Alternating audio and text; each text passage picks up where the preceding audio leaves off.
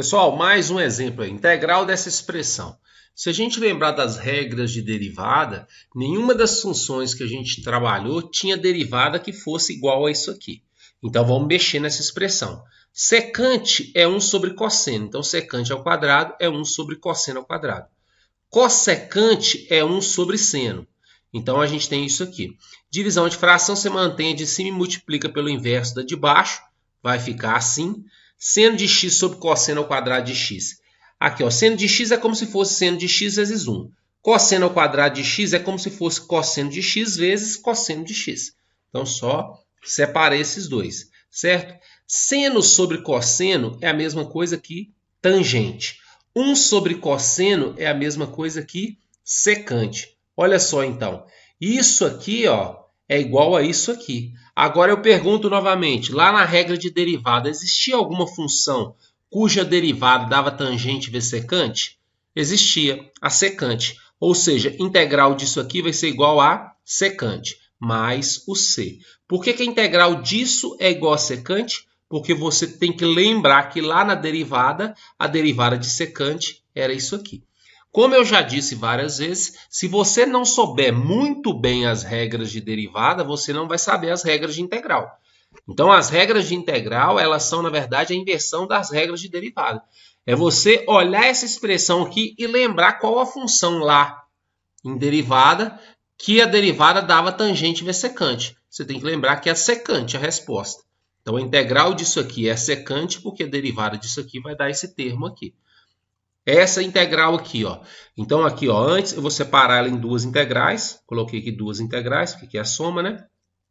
Essa primeira aqui eu vou escrevê-la na forma de potência.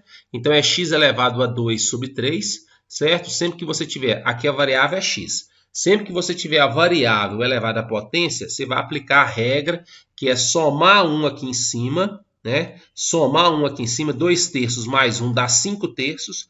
O resultado que você encontrar, você coloca aqui embaixo, certo? Então, toda vez que você tiver a variável elevada à potência, é assim que você vai proceder. Então, ó, pega a potência, soma 1, o resultado que encontrou, divide por ele.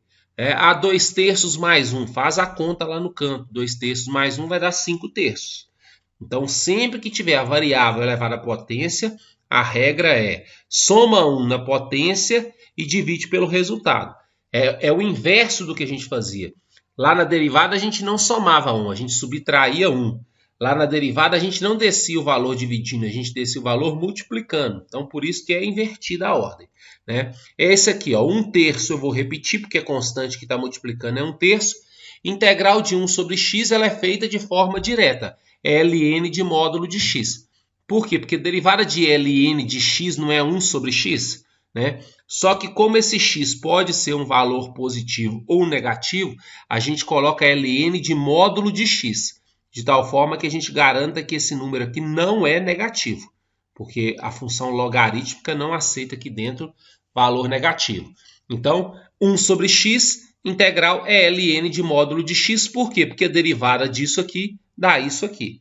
Então, é tudo inverso da derivada. Então, toda vez que você estiver fazendo integral e você tiver 1 sobre a variável, que nesse caso aqui é o x, sempre vai dar ln de módulo de x.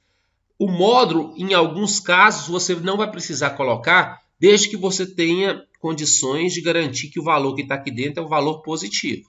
Aí não vai precisar colocar o módulo, mas, como nesse exercício, você não tem garantia que o x é positivo. Então, você tem que colocar o módulo para garantir que o que fica aqui dentro não é negativo.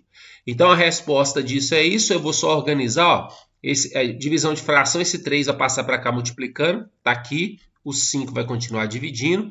Isso aqui é x elevado à quinta dentro de uma raiz cúbica. Então, x elevado à quinta dentro de uma raiz cúbica. 1 terço vezes isso vai ficar assim. ln de módulo de x sobre 3 mais o c. Então, ó, o c você nunca pode esquecer. Se você esquece de colocar o c, é um erro gravíssimo aí.